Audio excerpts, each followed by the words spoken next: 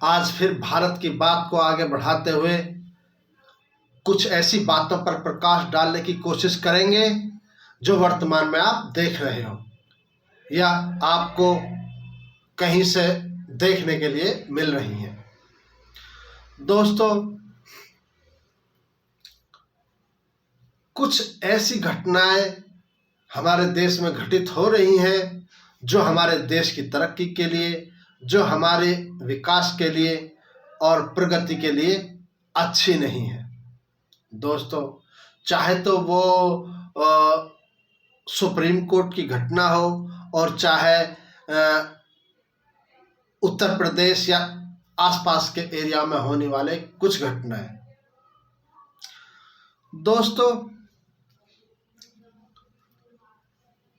कुछ लोग अपने विचारों से, अपने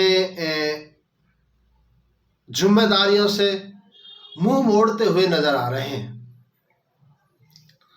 दोस्तों, देश के चारों स्तंभ, देश में काम करने वाले चारों स्तंभ यदि अपना कार्य सही तरीके से करें तो दोस्तों कोई दूसरे की एंट्री होना बड़े मुश्किल है। अब यूपी में कहते हैं कि भाई देश में बिल्डोजर चल रहा है, लॉ एंड ऑर्डर का अपमान हो रहा है। दोस्तों, अगर हमारे कानून, अगर हमारा संविधान कुछ ऐसी छोटी छोटी त्रुटियों के कारण उन गलत आदमियों को नहीं एड्रेस कर रहा है, उन गलत आदमियों को छोड़ने के लिए मजबूर है और उसका वो गलत आदमी फायदा उठाकर देश में अराजकता फैलाने की कोशिश कर रहे हैं, तो दोस्तों फिर जब कानून उसको पूरी तरह उनको अपनी गिरफ्त में ले नहीं पा रहा है और तो फिर प्रशासन को दूसरे तरीके से उनको हैंडल करना पड़ रहा है। तो वैसे तो ये मेरे ख्याल से बात ठीक नहीं है, लेकिन मजबूरी बस हमारी कानून में कुछ त्रुटियों के कारण वे लोग बच जा रहे हैं जो जुर्म कर रहे हैं, जो सजा के हकदार हैं। उन तक हमारे जो संविधान का पंजा है वो नहीं पहुंच पा रहा सही तरीके से। दोस्तों, कुछ ऐसे प्रावधानों के कारण हमारे संविधान में पीछे आई हुई कुछ सरकारों के बदलावों के कारण उनमें वो त्रुटियां उत्पन्न हो गई हैं और हर इंसान को, हर कॉमन मैन को आज उसका नुकसान प्रत्यक्ष देखने को मिल रहा है। दो तीन कैटेगरी के लोग हैं। एक कैटेगरी के तो लोग ऐसे हैं, उनका काम है सरकार की मिली हुई सब्सिडी, सरकार से मिले हुए संसाधनों का इस्तेमाल करना और देश को बदनाम करना। वो देश को बदनाम करने की कोई भी अवसर छोड़ नहीं पा रहे हैं। दूसरे हमारे नेता लोग वोट पाने के खातिर वो इस स्तर पर गिरने के लिए तैयार हैं। कुछ नेतागण जो हमारे देश को प्रगति से वंचित रखने के लिए प्रयास कर रहे हैं। 5-6 दिन पहले जो सुप्रीम कोर्ट में हुआ वो नहीं होना चाहिए था। हम उसकी पुरजोर निंदा करते हैं, क्योंकि एक ऐसी संवैधानिक संस्था जिसपे किसी आदमी को ऐसा साहस करने की जरूरत हुई, लेकिन दोस्तों उसके दूसरे पक्ष को नहीं भूलना चाहिए। एक सुप्रीम कोर्ट का वकील ऐसी जुर्रत कर पाया? आखिर क्यों? कुछ ना कुछ त्रुटियां, कुछ ना कुछ ऐसे क्लू हमारी संवैधानिक संस्थाएं दे रही हैं जिससे आम लोगों का विश्वास टूट रहा है, और उसी विश्वास टूटने के कारण ऐसी घटनाएं को अंजाम दिया जा रहा है। तो दोस्तों, हमारे देश में संविधान के अनुसार शासन प्रशासन में बैठे लोग अपनी पहुंच का, अपने रौब का गलत इस्तेमाल करने की कोशिश कर रहे हैं, और इनका नतीजा ये देखने को मिल रहा है। आम इंसान, कॉमन मैन आज थोड़ा आशंकित है कि चारों स्तंभों में से पहला स्तंभ मीडिया, आज मीडिया को आप देख ही रहे हैं, सच्ची खबर कम और झूठी खबर ज्यादा देखने को मिल रही है। उसका स्तर एक निम्न दर्जे का हो गया है।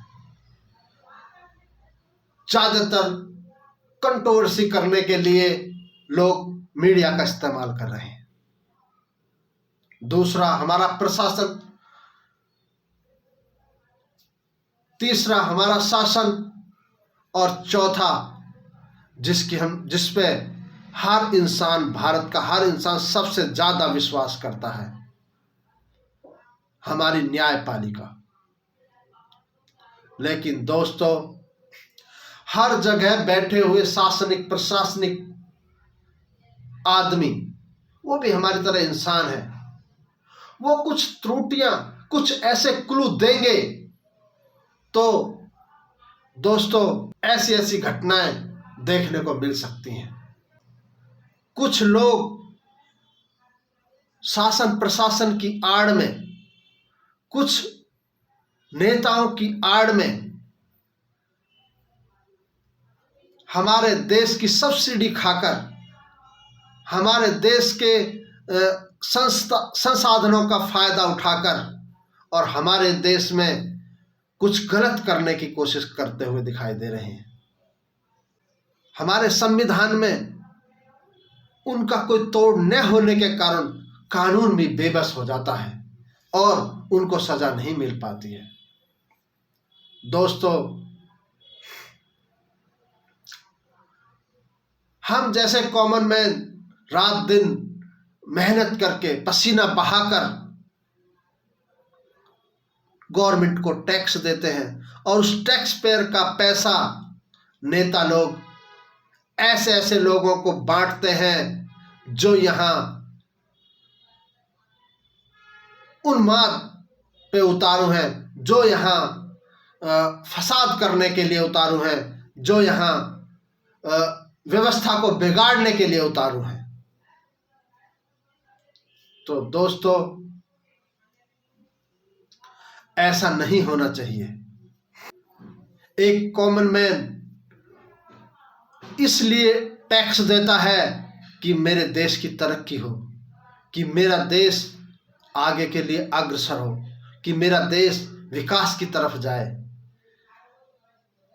टैक्स इसलिए नहीं देते कि कुछ चंद नेता लोग कुछ ऐसे विधर्मियों को उकसाकर और उनसे संवैधानिक, सरकारी और संवैधानिक प्रॉपर्टी को डिस्टर्ब करें और उसके साथ तोड़फोड़ करें, उसको नुकसान करें। जब कोई इस तरीके का नेता सही तरीके से उन प्रॉपर्टी डैमेज करने वालों, उन आतताइयों के घरों पर बिल्डोजर चलाता है तो उंगलियां उठनी शुरू हो जाती हैं। दोस्तों, मेरा तो यही कहना है कि ऐसी नौबत ही क्यों आए कि भाई हमारे घर पे बिल्डोजर चले या हमारे फैमिली के साथ कोई दिक्कत आए। दोस्तों, ये चंद नेता भोले भाले इंसानों को, भोले भाले लोगों को भटकाकर और उनको अरगड़ बातें बताकर इस तरीके की घटना को अंजाम दिलवाते हैं और उन गरीब आदमियों को वो सब भोगना पड़ता है, बाद में पछतावा होता है। तो दोस्तों, हमारे जो संवैधानिक 4 स्तंभ हैं, उन पे बैठे हुए नुमाइंदे सही तरीके से काम करें तो वास्तविक सच्चाई ये है कि आज दुनिया में हम अग्रसर हो रहे हैं और हमें दुनिया की नंबर 1 ताकत बनने से कोई नहीं रोक सकता। लेकिन दोस्तों, सबको संगठित होकर चलना चाहिए, सबको साथ लेकर चलना चाहिए। अच्छे और बुरे की समझ हर इंसान को है, तो अपने दिमाग का इस्तेमाल करके दोस्तों जीवन व्यतीत करना चाहिए। यहाँ अपना पराया कोई नहीं है, सब एकजुट होकर एक ही संविधान के नीचे, एक ही देश की छत्र छाया में कार्य करें तो ये देश आज ऐसे हाथों में है कि बहुत जल्दी तरक्की करेगा। तो दोस्तों, आज इसी के बारे में मैं बताना चाह रहा था। दोस्तों, मेरे चैनल को लाइक करें, सब्सक्राइब करें और मेरे चैनल को देखते रहें। जय हिंद, जय भारत।